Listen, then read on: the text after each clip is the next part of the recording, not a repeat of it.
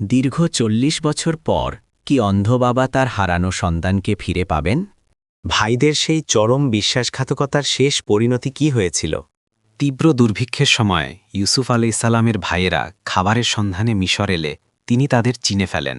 ইউসুফ আলাইহিসসালাম নিজের পরিচয় দিয়ে বললেন, আমি তোমাদের ভাই ইউসুফ।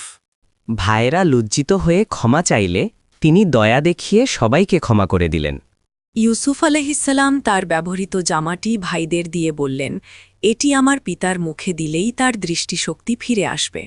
হলো তাই ৪০ বছর পর ইউসুফকে ফিরে পাওয়ার আনন্দে এবং সেই জামার বরকতে হজরত ইয়াকুব আলাইহিসসালামের চোখের দৃষ্টি ফিরে এলো।